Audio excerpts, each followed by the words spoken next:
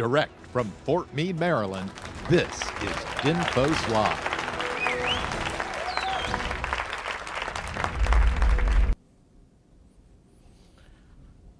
Hello and welcome to the episode of DINFOS Live. Now you may be asking yourself, this doesn't look like my normal DINFOS Live, and you're right. We're actually here in the DINFOS graduation room at the Defense Information School. Well, let me introduce myself. If you haven't known me before, I'm Major David J. Murphy, an instructor here at the Defense Information School. And let's get on with our episode of DINFOS Live. Now, in this month's episode, we're talking all about shooting action. So specifically things like moving objects, moving people, and you see this a lot in sports. So to talk about shooting sports, we have our guest with us today, Sergeant First Class William Tannner. Come on in, Sergeant First Class Tannner. Thank you, sir. Appreciate it. Good to meet you too, Have a sir. seat. Appreciate it. Well, thank you for taking time out to come on this show and talk to us today. You've got, of course, an interesting experience having had the opportunity to shoot the Army-Navy game, and we're going to talk about that. We really want to hear about your experience. But first, tell us a little bit about your personal experience, your work, and also what you do for the military. Okay. Well, right now, I'm an instructor at the Defense Information School, team lead for Team 2. And then beforehand, when I first started my military career, I started out as a Marine. And then I transferred over to the Marine. RAW. Then I transferred over to the Army, became a combat engineer, and I was that for 5 years, took a tour in Afghanistan, came back, changed my MOS.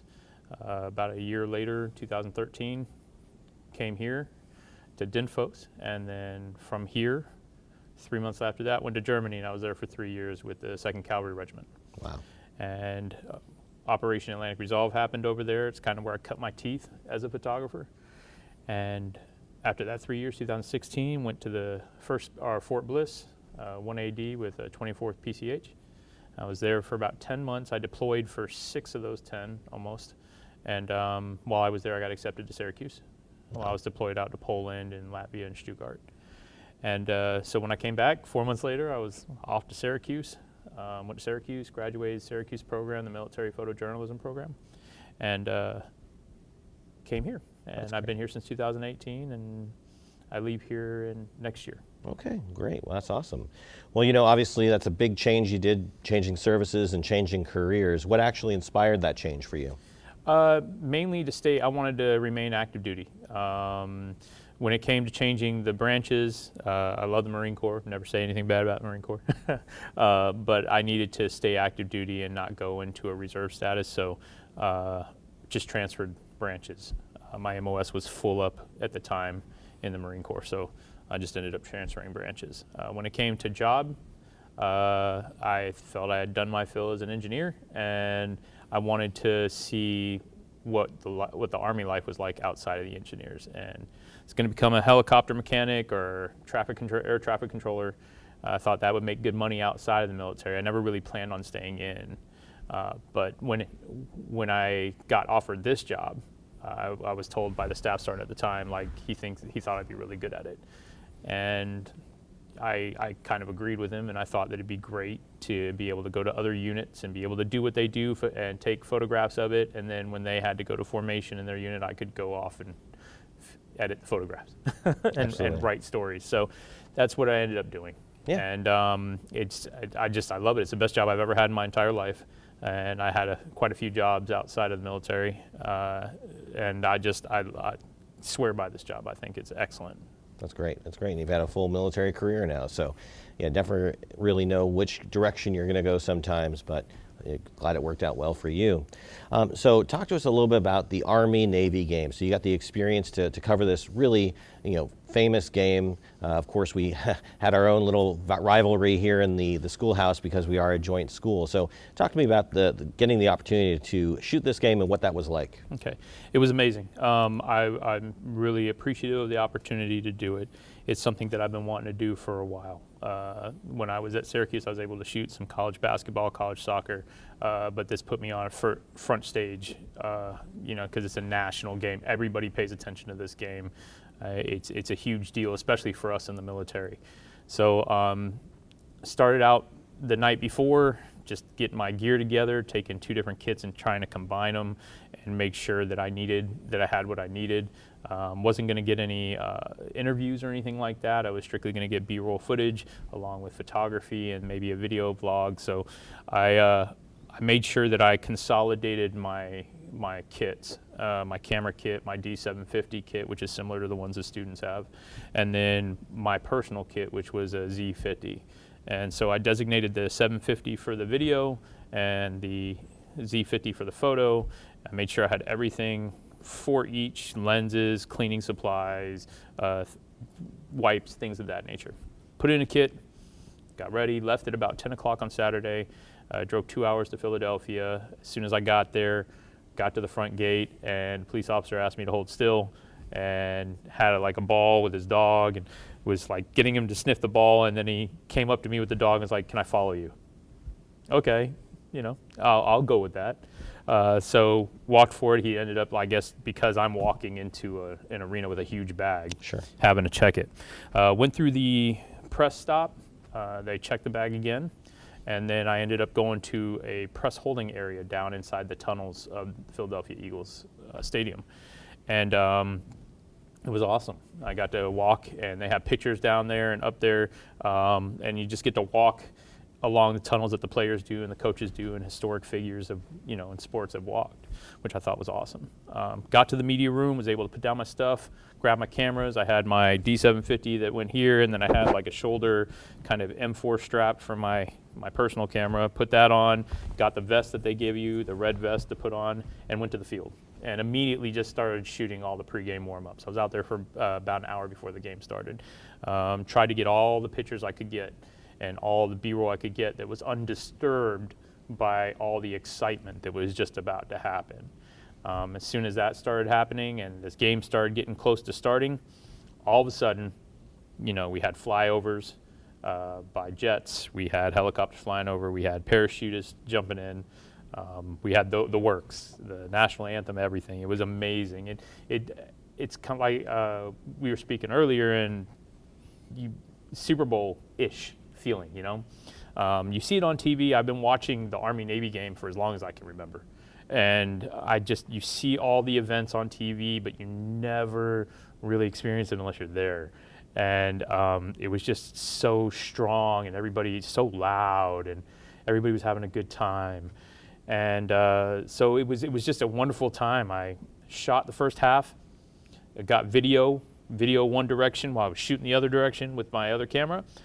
Came in halftime, changed out my batteries, changed out my lenses, came back out at second half of the game, and just shot till the end of the game. And then the uproar at the game, because of course history was made, double OT. We ended up winning, first OT in the series history. So it was amazing just being there, being swamped by the crowd, and being a part of what happened was just phenomenal. And I'm really appreciative of DINFOS for getting me there. No, that's absolutely great. And before we get too far in our interview, I just want to let everybody know, if you have any questions for Sergeant First Class Tannner about shooting the Army-Navy game, or about shooting action or sports or whatnot, please put those in the comments down below, and we will read them on the air, I promise you. So leave those questions down below.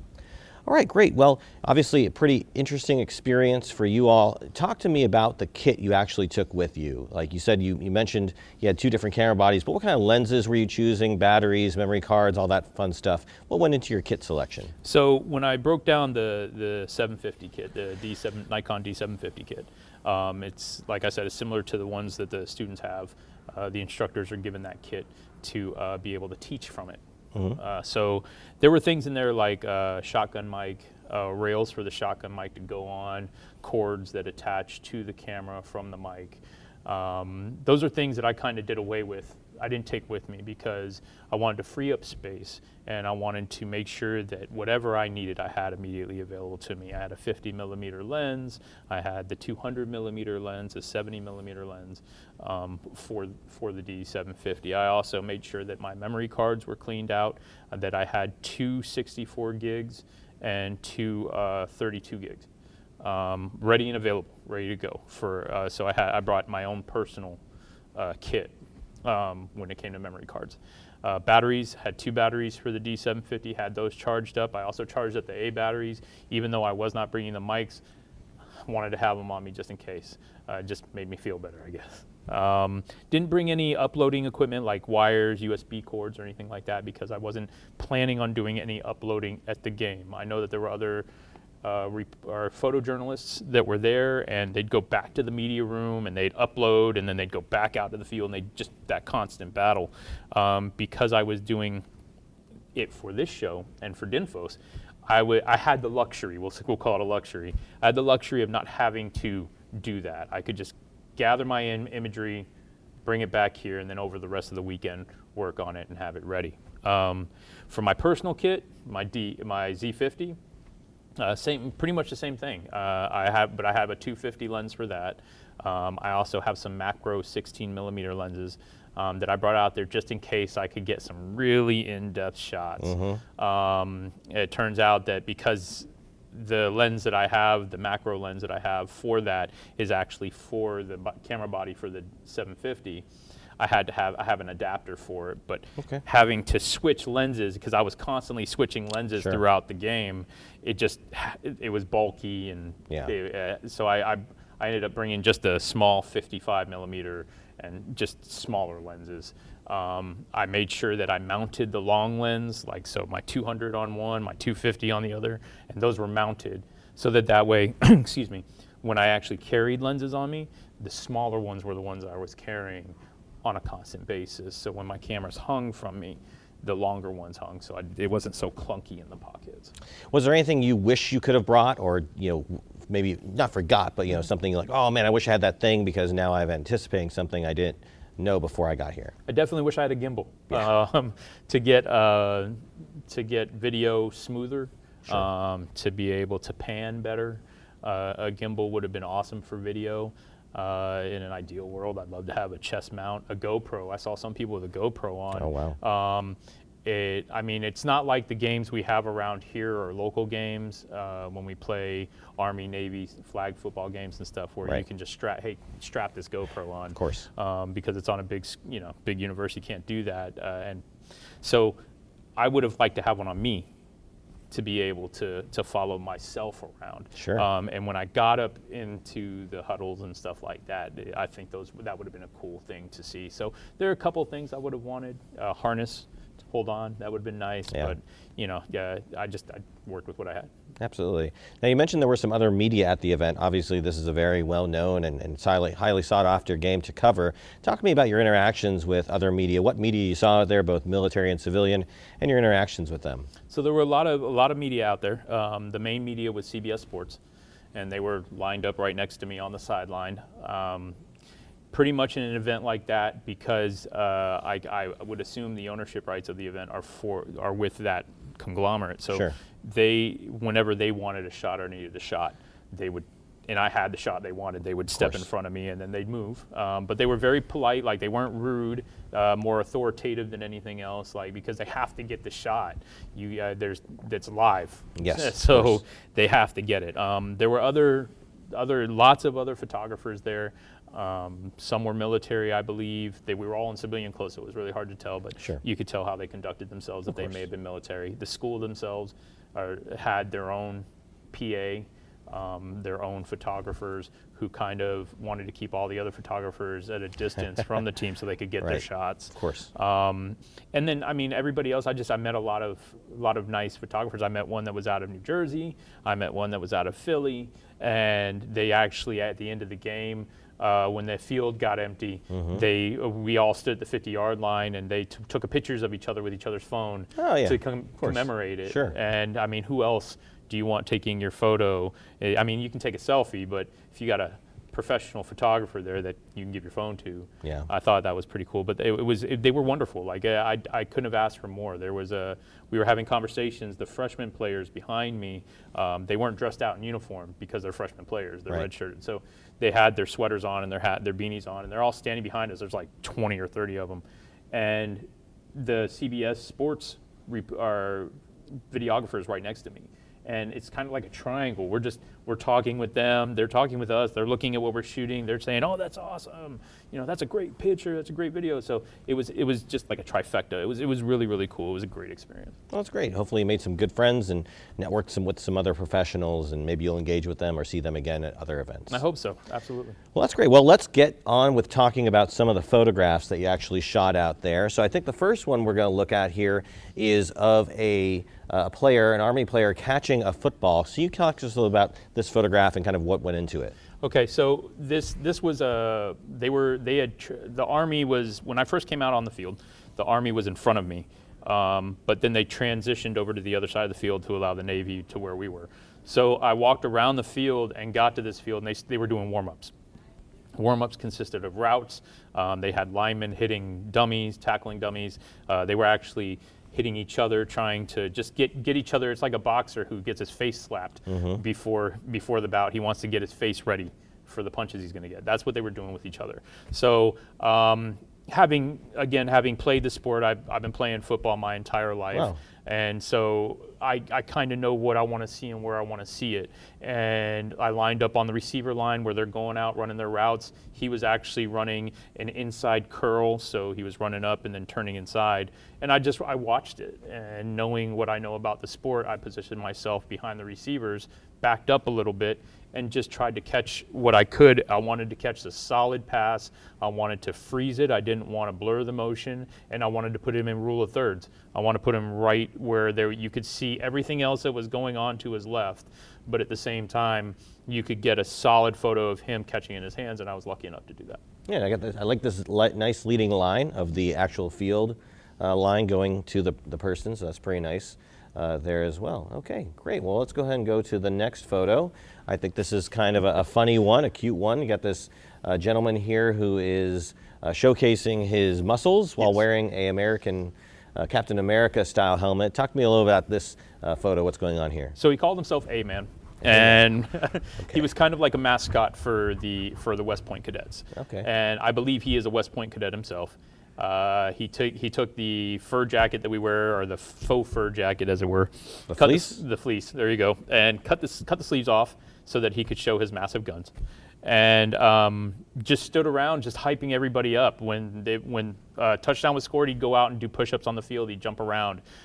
He was just a constant hype man, like the Flava Flav of West Point. Okay. And so I asked him. I was like, "Can I take your photo?" And it just seemed right to do it right beneath the students that he was hyping up the whole time. And he posed for me, and I got a portrait of him flexing and looking right at, I thought it was great. I just thought it was a real fun photo to have. And he was a really nice guy, really nice guy. Nice, nice. Good to find those sort of quieter, or not quieter, but funny moments as well. Absolutely. I'm sure there were a ton of those that were going on. There were. Well, that's great. Well, let's go ahead on to our next photo. And this is one of the Army Golden Knights, I believe, Yes. landing on the field. Talk to me a little about this photo. So they all jumped from a plane. First it was the Navy, and then it was the Army. And first it was the SEALs, and it was the Golden Knights. And I caught them because everything's going on at the same time. So all the photographers are aiming upwards, but I don't think a lot of them spent as much time shooting the parachutists as they came down as I did. Right. Because to us in the military, that's always a great shot. Whenever you're out with the airborne, when I was out in Latvia and Romania with the 173rd, and they were jumping in country for that show of force with Russia, like it was great to see their patterns that they had in the sky and stuff. So for me, it was any time I can capture one of them jumping in, especially in an arena, it's going to be where I'm focusing on. And so I just spiraled down with them. I spiraled around with them and just tracked them all the way from when they jumped out of the plane all the way to the other side of the stadium when they just flew in, or drifted in. So it was something that I really wanted to get. Absolutely. And were there any other pre-game events like this, Blue Angel flyover or anything like that? Yes, absolutely. Blue Angels flew over. There were some other jets that flew over. I don't know the nomenclature of them, but helicopters. Yeah. There was helicopter formation, lots of fireworks. Just there was a whole bunch. Just it was a huge spectacle, and what you would want to see done for the military. Yeah. Everybody there, regardless of whether they deployed or not, signed on that dotted line and are offered to give their lives for this country. And I feel like the showmanship that was shown was they were very deserving of it. That's great. That's great. Well, let's go on to this shot here. It shows our looks like the Army cadets Yes. watching the game. Talk to us a little bit about this photo because it's kind of not traditional. So Yeah, it's not. I got the emotion, and sometimes in the moment, your focus. You may have a camera problem, you may have a camera issue, you may have something that I had, and I couldn't get the focus off of the band. That's the band members at the bottom who have the white rank insignias. And so, but I kept seeing this one cadet just scream her head off, and she was just going, and I just kept clicking. I was on high continuous, and I just kept clicking, and for some reason my focus wouldn't adjust, but it would stay on the band. So it's not traditionally focused on where the emotion is actually coming from. However, it shows the reaction of the band as they have somebody behind them screaming their head off, and they're just trying to either deal with it or act normal because they know where it's coming from. Most people, when somebody screams, kind of like look back at whoever it is. Right. You can tell that they're just trying to go about their time waiting because they expect it to happen. And then the guy in the right-hand corner seems to kind of be trying to drown her out a little bit. for something like this, you mentioned focus, right? And focus is something that is somewhat tricky to deal with when you're shooting high action, unless you have a camera that is, very much able to latch on to the subject and follow them the entire time. For shooting both the sports and really anything when you're out there, how often were you using automatic focus versus manual focus, and when did you choose kind of switching between those? I was constantly switching back and forth. Yeah. I think that I mainly started switching back to manual when it started getting darker. Okay. When whatever I was aiming my lens at wasn't getting the light that I wanted. When I tried to use exposure compensation a little bit, but that was kind of throwing off the pitch and feel of the shadows. So I turned that off, and then I just started adjusting, of course, my aperture and my shutter, and my ISO. Yeah. But when my ISO started climbing up a little high, it's okay on my Z50 because it's a mirrorless camera. Sure. And so with it being mirrorless and digital, you can ride it up higher than you can, like say the old D750. Right. And not get as grainy of a picture. Yeah. So that's what I was going with on that. When it comes to the focus itself, though, like it depended on the situation, the lighting, but I was constantly switching back and forth between manual and automatic. When I couldn't get it on automatic, that's when I would go straight to manual because it just kept zooming in and out. Yeah, absolutely. Definitely have to do some manual sometimes, and of course that comes into play whenever you're shooting sports and you're shooting high action environments, like our next photo, which features some real action of the actual game. So talk to us a little bit about this photo, and got a little motion blur, got a little depth of field. So talk to us about what's going on here and why you frame this photo like this. Absolutely. So I wanted to use the ref in this photo. The first thing I wanted to do was one of the important things about going out to an event like this that I noticed, I kind of tried to attack it as though I would a field event. So I had a plan. I wanted to capture some motion. I wanted to capture uncontrolled action. And a football game is going to be filled with nothing but uncontrolled action for the most part. Sure. So how do I demonstrate those things? Well, I want to use a depth of field. I want to use blurred action. I want to be able to freeze action. But what action do I freeze? Do I freeze when a ball's in the air? Do I freeze when he's holding the ball? Does it look posed? Those are the type of questions that go through my head. It's the type of questions I have with my students all day long, every day. So I wanted to show in this particular photo that there is a way to capture a football game, not just a foot race, but a football game with blurred motion while still showing somebody who was solid in there that could show you the drastic difference between somebody frozen and somebody who's blurred. He's not moving, so perfect for that. As long as I put him in rule of thirds, it'll frame him and then frame everybody, use him as a frame and then frame them against the edge of the photo. Absolutely. So the people in the background, they're not as in focus, but as long as they're in an acceptable focus, that referee's in a sharp tack focus, it gives you a 3-layer setting like a cake.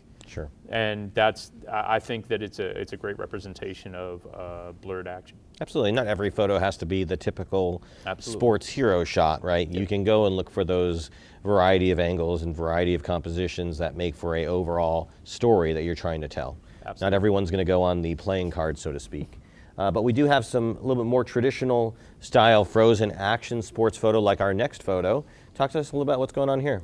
So I'd taken a sequence of photos with the quarterback. The Army was pinned back on their 2 or 3 yard line.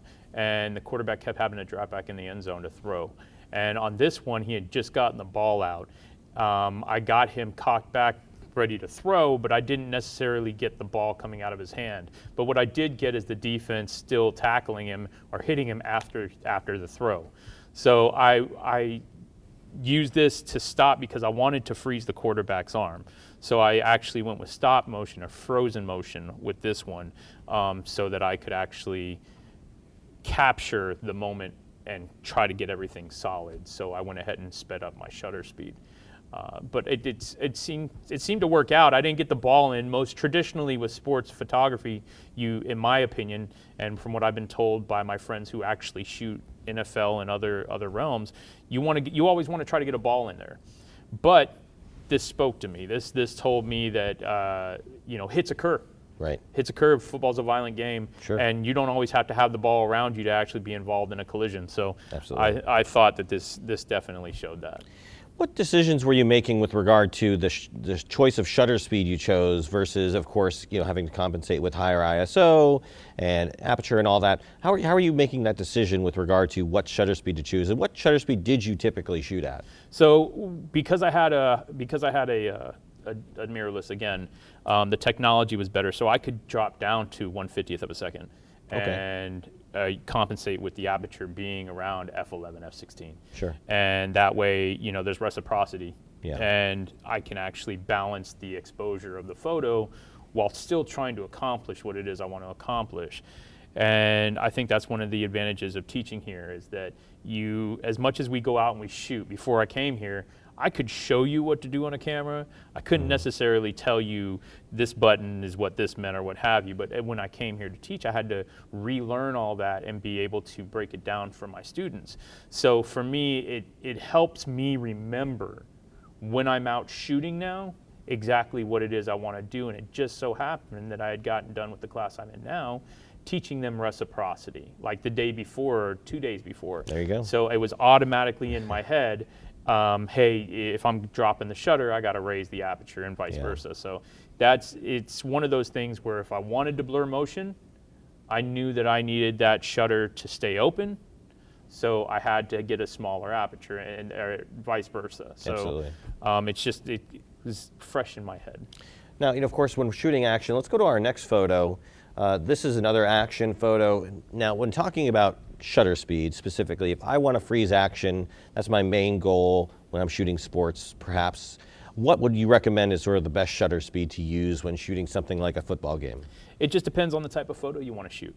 Like you said, not everybody's going to end up on the card. It just depends on what you're trying to capture. When it comes to frozen motion, you want to shoot at a lower speed. But I also had a monopod. I brought a monopod with me, which is just the one pole that you can sit the camera on. My tripod was a little bit too big and too hefty. Yeah. And I didn't know that I'd have a media room that I could put my stuff down in. So Sure. I had the monopod. I had it in my back pocket. So I was running around with this stick sticking out of my pocket, hitting people behind me. Wow. But I was able to put it down and use it for stability. But that also enabled me to use a lower shutter speed so that I could open it up further. Sure, absolutely. When it came to this photo in particular, I really wanted to capture the person carrying the ball. Mm-hmm. I had been trying it all game long to try to get a solid photo of the person handing off the ball or getting the ball and running, because by every time. Because there were so many people plus the team to my right, I was stuck on the 10 to 20 yard line on one side for a long while. So I had to shoot downfield. Yeah. And I just kept shooting, and all the linemen were in the way, and I couldn't get it. Sure. So I was able to creep over into the actual player zone where all the players were standing and shoot this. And I actually, luck of the draw, I was able to be there for the moment when the line opened up, and the offensive line was blocking defensive line, just opened up like a gate. And I was able to get the running back being handed the ball by the quarterback in a framed window. And it's one of my favorites that I shot. I really like it. Yeah, no, that's great. Yeah, I mean, freezing that action, I mean, if you want that, you probably want about like, what, 2/50th or 500th of a second, or you think higher? I'd go higher. So like 1,000th of a second? Yeah, I'd go 1,000th of a second. It just depends on the ability of your camera. Sure. I know with the students now, they're going to be getting Z6s, and with those Z6s is going to come a lot more capability. Sure, So you can definitely go higher and freeze it. 500 and 250 could do it, but it just depends on the speed of the game, what you're trying to shoot, and the lighting situation. Me, I was jacking it up to 1,000 to 2,000 sometimes, and then just, again, going the opposite way with the aperture. And the capability of your lens, right? Yes, absolutely. I think your lenses go down to f2.8, right? F2.8, it was a 250 and not a 200, so because the one I had on my personal camera. And so I had better lenses and a better camera, and that's why when I was putting everything together, I was making sure that this is the one I use for photography, this is the one I use for videography. Right.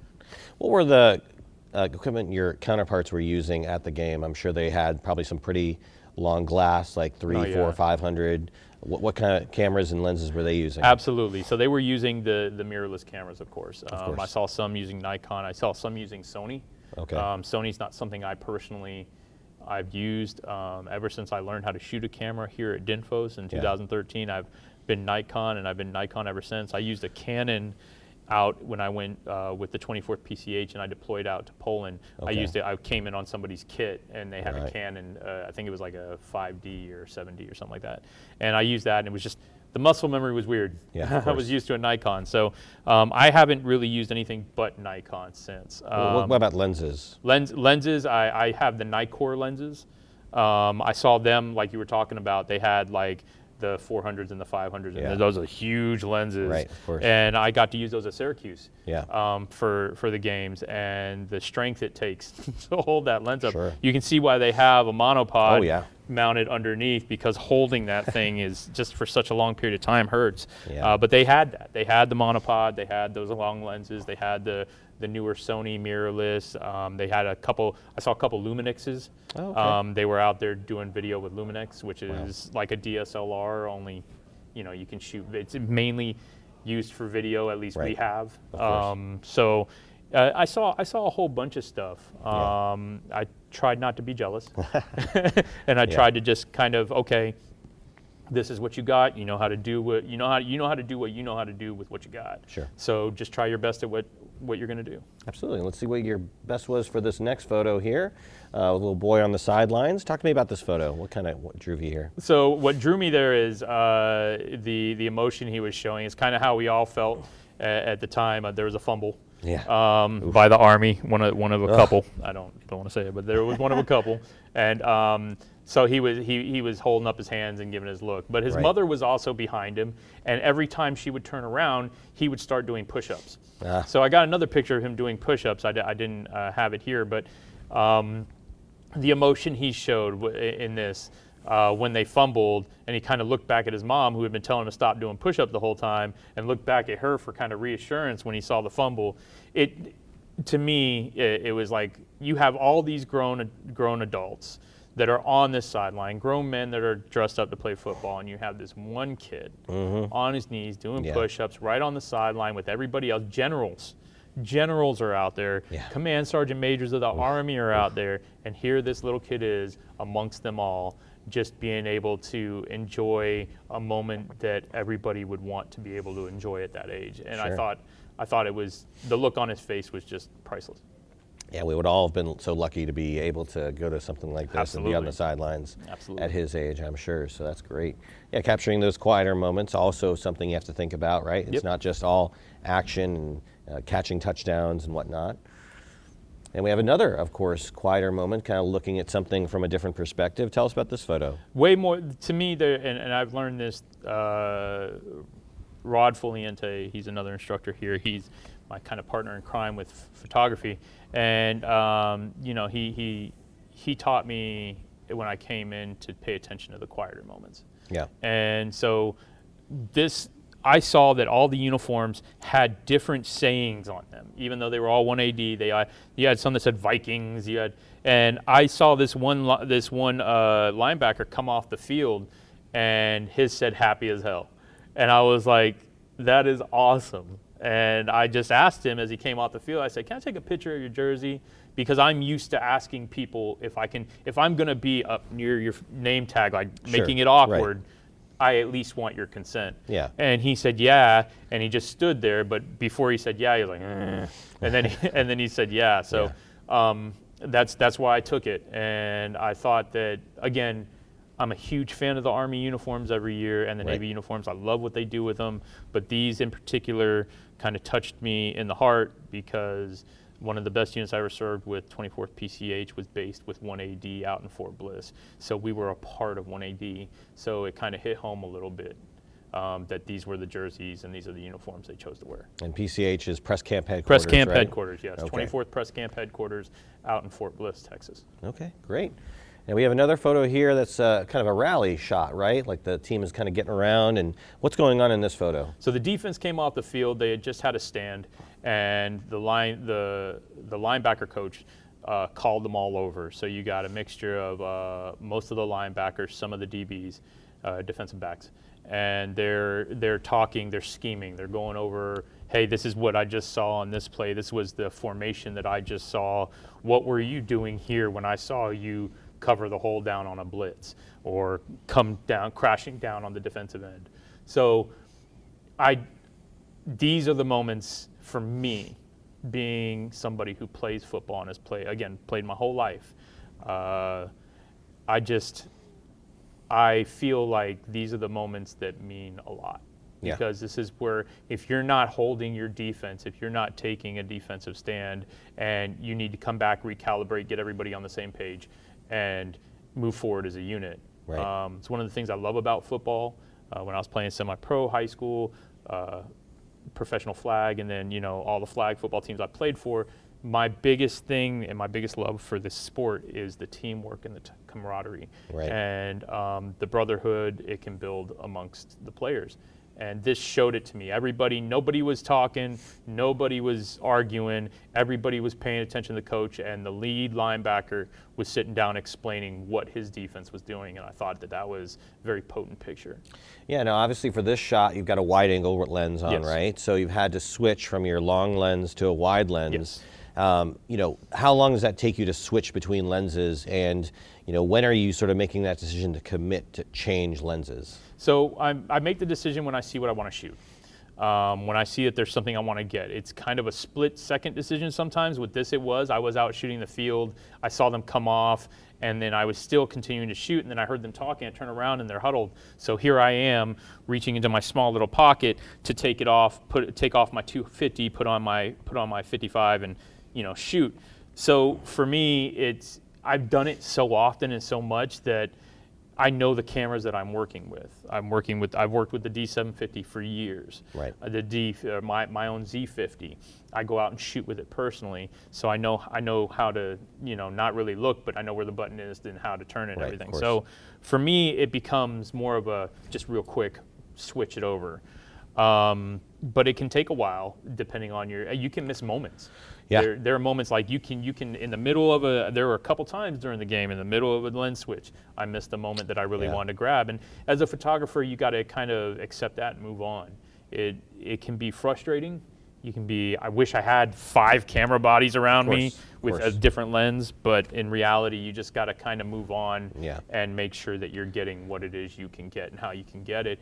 And you're not going to be able to capture anything or everything. Yes. I told my students earlier today, it's like I would have loved to have been in the locker room afterwards, taking locker room shots, because those would have been awesome. Celebratory shots. I saw some video on it. It was amazing. I would have wanted to be a part of that, but unfortunately, after spending all day and all night out there, and it's dark, and I literally shot over 6,000 images. Wow. And over 20 videos. Wow. And vlogs and stuff. So like for me, I've been out there since what, 12 o'clock, and it's now almost 10:30. Yeah. I'm dog tired. Wow. I Yeah, want to. Sure. I think I got everything I can get, and plus my memory card. Again, going back to memory cards and batteries. Of course. My memory card ran out on my Z50, so I had to switch that out. And then my battery, I only have one battery for my personal camera. I haven't gone out and bought another one yet. So when that battery, it surprisingly lasted a long time in the cold. Yeah. But when it died, that's when I was like, okay, well, whatever I got to shoot now, which I think it was like near the end of the fourth quarter, before the overtime. I used the rest of the 750 because I had an extra battery for that. Got it. But for everything else, for your main camera, you had enough batteries and memory cards to accommodate everything. Fully charged, everything.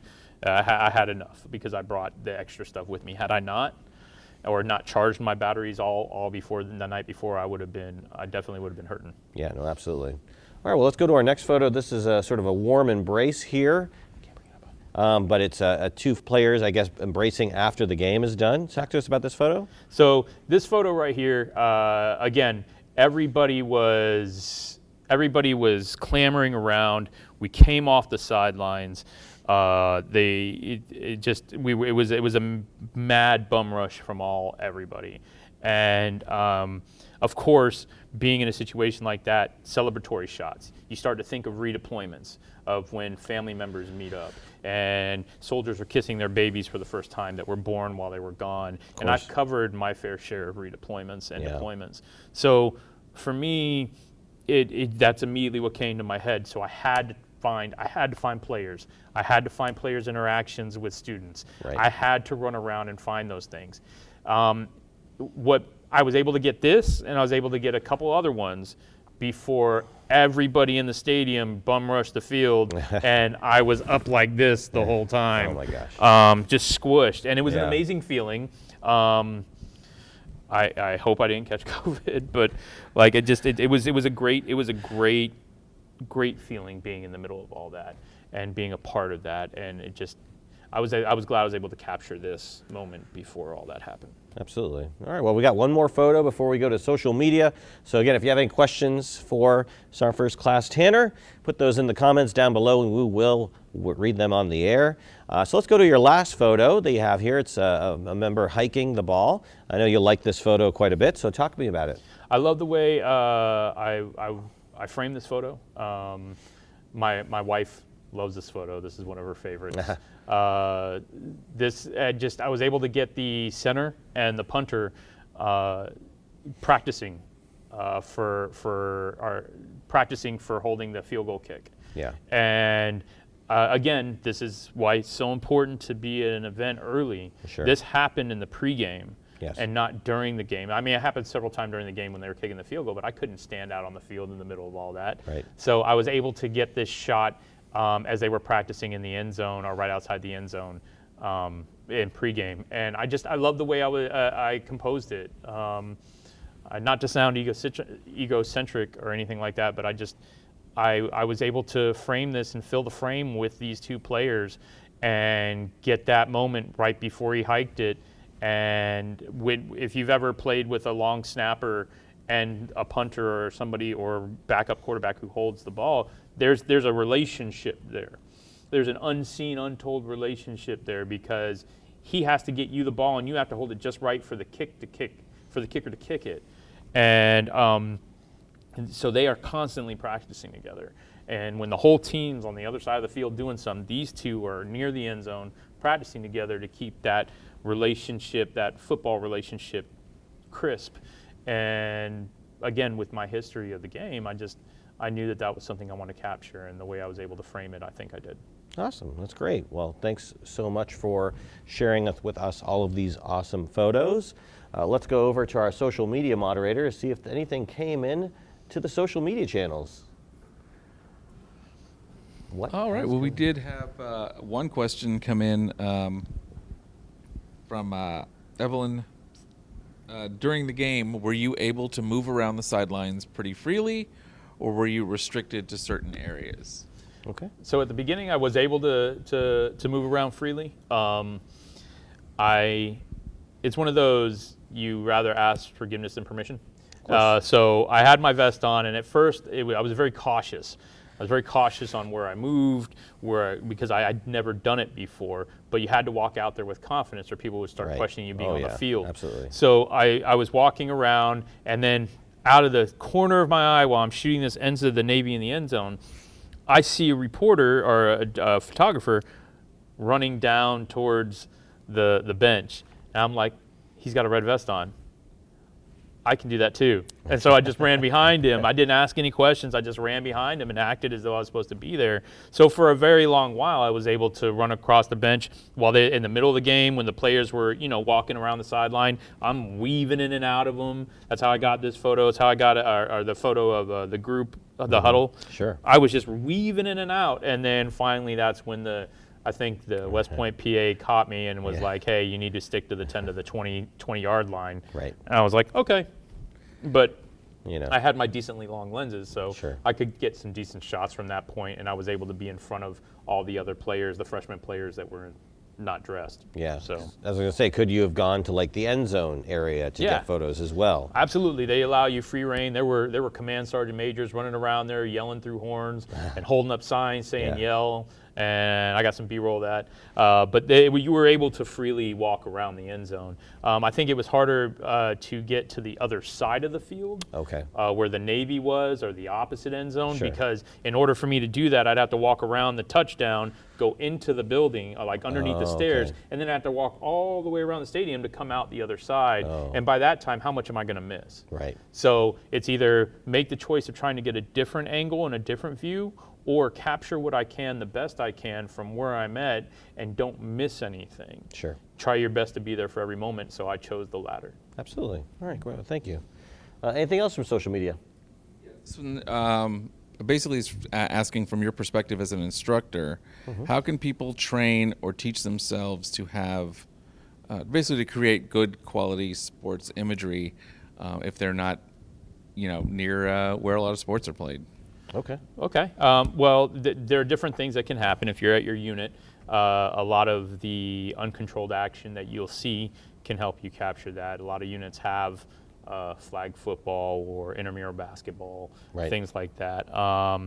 The family days, when people are running, you can capture people running. You can go out into the field when you go into the field with the units and capture, movement, bounding, or firing of weapons. All of that takes athleticism. Yeah. So whether it's an extreme high level athleticism or very small level, it takes something.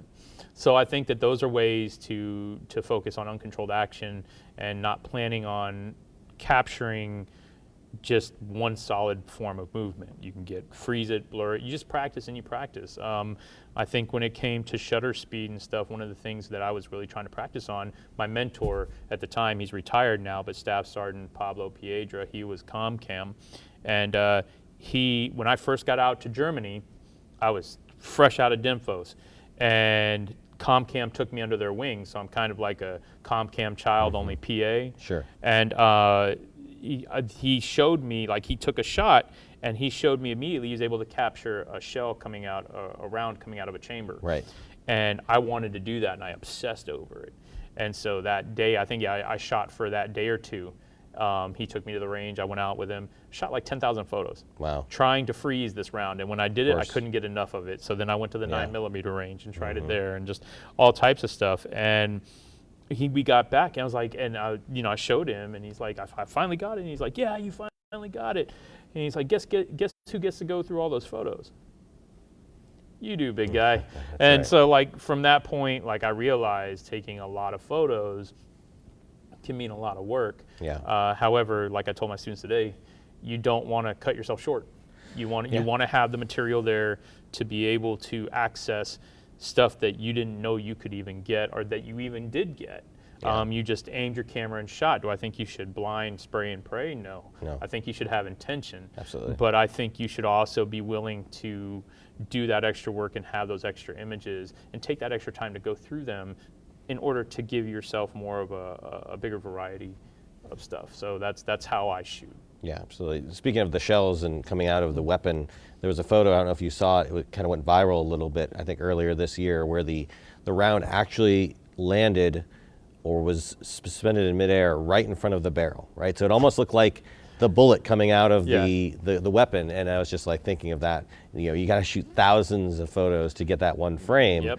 But again, that's also just getting you ready. And a lot of this, I think, is good practice, right? You find that there's very few bases I've been to that don't have sports going on, don't have sports fields or whatnot. And those are great ways to practice this type of fast-moving action, because you see it all the time, you know, when you're covering things that are going on from a military perspective, whether that be military vehicles like, you know, aircraft zooming by, or people jumping out of aircraft, pararescue jumpers, or, you know, parachutists. Absolutely. That's a big thing that we captured a lot when I was a combat camera, where they're jumping out of the aircraft and you've got to catch that split second action. You don't get a second chance of doing that. So practicing with sports and other high moving targets is going to make you that much better proficient at understanding how to shoot at high speed action, at high shutter speeds or low shutter speeds, or deciding which one to go with, right? Absolutely. I completely agree. I think everything's a learning process. It takes time to get to a point, and I definitely couldn't make these decisions, these split-second decisions, having not been through situations similar to these situations. Again, I'm by no means perfect, and my imagery is by no means flawless. Right. But I think that the more I do it, and the more that I can relate it to my military service and what I've shot in my military service, the more calm and easier it is when I'm in situations like this. I'm not nervous. I really thought I'd be nervous for this. On my drive up, I was surprised how calm I really was. Yeah. There were a couple times I had to tell myself, hey, you know what you're doing. You know what you're doing. Don't be nervous. You know what you're doing. Right. But when the minute I stepped on that field, I felt at home.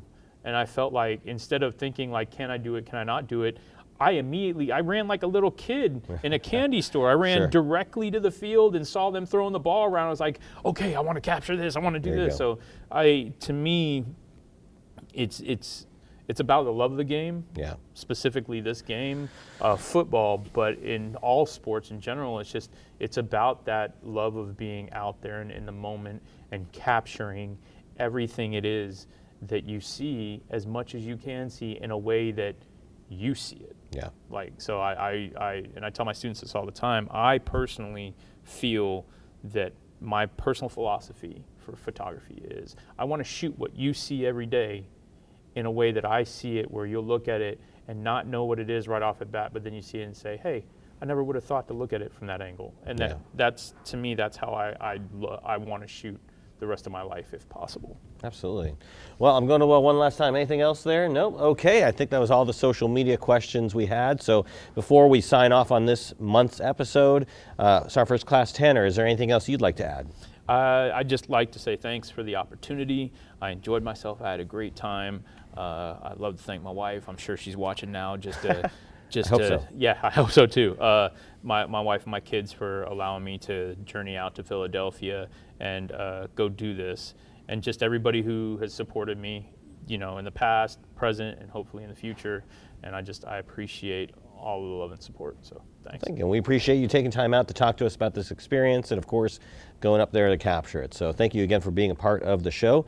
I really appreciate that. And thank you, all of you, for watching and liking and commenting and subscribing and doing all those great things to help the show grow and be seen by more people. If you'd like to listen to the show versus watching it, you can, of course, download this show every month as a podcast. Just go to your podcatcher of choice and search for DINFOS Live, and you can find it on there and subscribe to it and add it to your collection. So again, thank you, Sergeant First Class Tannner, for your time. Really appreciate it. And all of you out there watching, thank you again for watching. Have a great, happy holiday. Enjoy yourselves, and we'll see you next year.